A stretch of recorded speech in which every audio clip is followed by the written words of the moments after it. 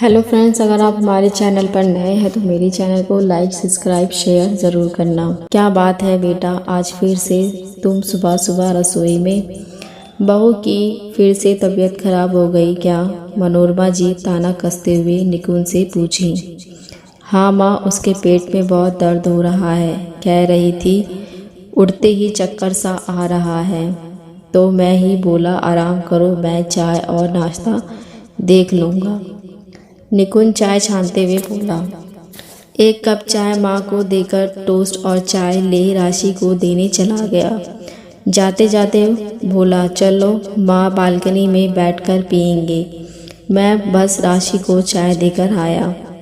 मनोरमा जी balcony में जाकर बैठ गई। जैसे ही निकुंज आया वो बोलने लगी, बेटा 2.5 महीने होने को आए मुझे। हर महीने बहू की तबीयत बिगड़ जाती है, ऐसा क्या है? हम भी तो औरतें हैं, हमने तो कभी आराम ना किया। तू ज़्यादा ही सिर चढ़ा रखा है। ऐसे भी महारानी जी काम ही कितना करती हैं। बाई आकर सब कर जाती। एक खाना बनाना होता, उसमें भी उसे महीने में 1-2 दिन आराम ही चाहिए। माँ की करवाहट भरी बातें सुन निकुंज का जी किया माँ को कुछ कह दे, पर जानता था माँ हमेशा यहाँ रहने वाली तो नहीं है। फिर बेकार में कहकर मन खट्टा क्यों करना। वो बस चुपचाप सुनता रहा। नाश्ता बना, वो राशि को दर्द की दवा दे ऑफिस निकल गया, इस उम्मीद में कि शायद माँ राशि का ध्यान रख लेगी। निकुंज के जाते मनोरमा जी राशि के कमरे में गई और बोली, बहू तुम्हारी विवाह को 7 महीने ही हुए हैं और मुझे आए 2.5 महीने हो गए। क्या हर महीने ऐसे ही आराम के लिए चाहिए तुमको? तुम तो घर में ही रहती हो, फिर भी तुमको आराम की ज़रूरत पड़ती। और मेरा बेटा बेचारा काम भी करता और तुम्हारी खातिरदारी भी। राशि पेट पर घुटने टिकाए दर्द को सहन करने की कोशिश कर रही थी। वो थोड़ी ना चाहती थी उसे इस तरीके का आराम करने को मिले। जब से उसे पीरियड शुरू हुए 2 दिन उसकी जान सांसत में रहती। दर्द बर्दाश्त करना ही होता। दवाइयाँ भी कोई कितना खाएगा। अब सबका शरीर एक जैसा तो नहीं होता। उसकी माँ और छोटी बहन को कभी कोई दर्द नहीं होता, पर राशि को बहुत दर्द होता। मनोरमा जी की बातें सुन राशि का दिल किया कि अभी के अभी मायके भाग जाए। माँ होती तो गर्म पानी का थैला रखने बोलती, पास बैठकर पेट मसलती, प्यार से समझाती, पर यहाँ तो सासू माँ के ताने मिल रहे थे। मनोरमा जी सुनाकर चल दी। खैर अगले दिन से राशि ने अपना काम शुरू कर दिए।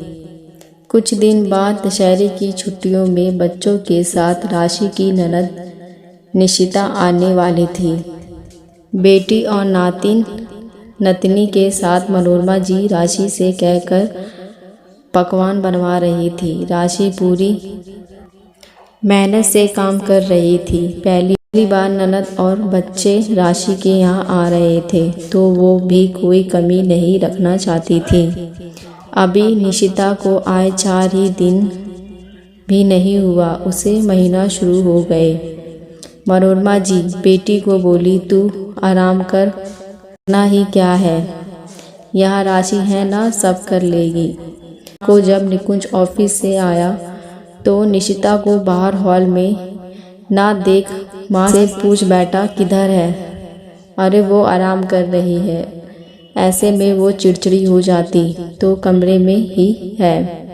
राशि बच्चे राशि के पास। मनोरमा जी बोली। निकुंज बहन को देखने चला गया तो देख रहा वो मस्ती से टीवी देख रही और पॉपकॉर्न खा रही है। बिना कुछ कहे वो अपने कमरे में आया। देखता है दोनों बच्चे पूरे कमरे का सामान इधर से उधर कर रहे हैं। किताबें कुशन सब नीचे पड़े हैं। राशि सिर पकड़कर एक तरफ बैठी है। क्या हुआ राशि, ऐसे क्यों बैठी हो? निकुंज घबराकर पूछा।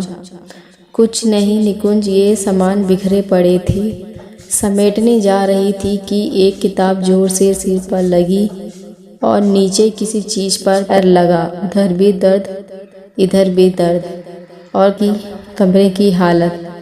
ने कुछ बोल नहीं सकती, माँ डांटेंगी तो बस इनकी शैतानियाँ ख़त्म होने का इंतज़ार कर रही हूँ।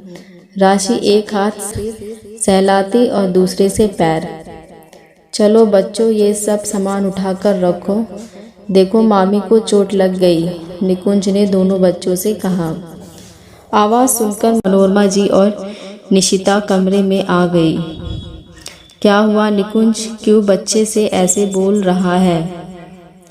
मनोरमा जी दोनों बच्चों को पकड़कर अपने पास करते हुए बोली। देखो कमरे की हालत, ऊपर से इतनी मोटी किताब राशि के सिर पर लगी और पैर में भी जाने किस चीज़ से टकराकर चोट लग गया, इसलिए मना कर रहा, निकुंज ने कहा। अच्छा तो अब ये तेरे कान भी भर रही है? वाह बेटा, शिकायत भी कर रहा है तू उन बच्चों की जिन पर तू जान छिड़कता था। आज ये आ गई तो तू इन्हें ही खेलने से मना कर रहे हो। मनोरमा जी के साथ साथ निशिता भी शुरू हो गई। प्लीज़ दी प्लीज़, तुम तो माँ के साथ मिलकर आग में घी डालने का काम मत करो। तुम ही हो जो हमेशा कहती थी जब तेरी शादी हो जाएगी तो तेरी बेबी को बहन जैसा रखूँगी, जैसे तुम्हें मान देती उसे भी बिल्कुल वैसा ही। अब सब कुछ बदल गया ना दी। सच ही कहते हैं लोग, बहू को अपनाना सबके बस की बात नहीं। माँ राशि कभी कोई शिकायत नहीं करती है, जब तक तुम ही करती रहती हो। मैं घर में रहूं ना रहूं ऐसा तो नहीं है कि मुझे कुछ पता ही नहीं चलता। दीदी को आराम करना ज़रूरी है, पर राशि को पेट में दर्द भी होता तो उसे आराम नहीं करना चाहिए। वो बहू है ना, वो आराम कैसे कर सकती है? माँ वो तुम्हारी बहू है, मेरी पत्नी है, निशिता दीदी की भाभी है, कोई गैर नहीं है। ये बात जितनी जल्दी समझ जाओगी मुझे भी इस घर में चैन मिलेगा, नहीं तो मैं माँ बहन और पत्नी के चक्की में पिसता रहूँगा। निकुंज को आज अपनी माँ से ज़्यादा दीदी का कहना बुरा लगा, जो खुद बहू है। इस तरह की शिकायत वो कितनी बार माँ से कर चुकी है और हमेशा कहती थी इस घर की बहू को ये सब मत सहने देना माँ, और वही माँ बहू को हमेशा गैर ही समझ रही है। मनोरमा जी निकुंज की बात सुन थोड़ी देर चुप हो गई।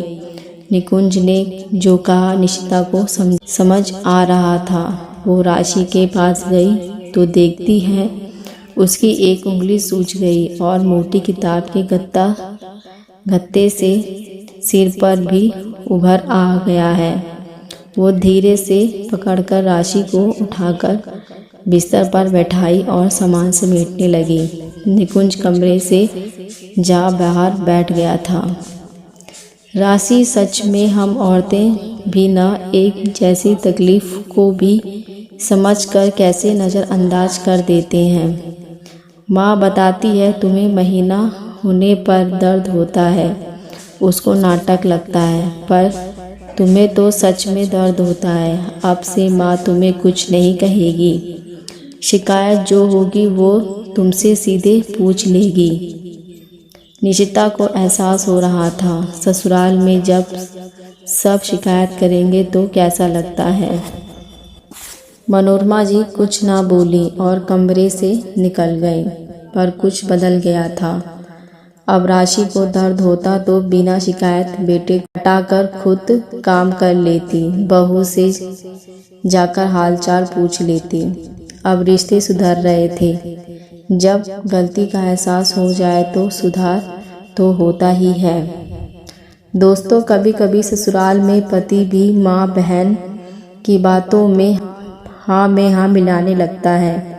पत्नी बेचारी बन जाती है, पर कुछ लोग बिना शिकायत किए ही समस्याओं को सुलझा लेते हैं। जैसे निकुंज ने कभी मनोरमा जी की बात राशि से नहीं कही तो राशि के मन में यह आया भी नहीं सास शिकायत करती होगी, इसलिए वो भी कभी पति से सास की कोई बात नहीं की।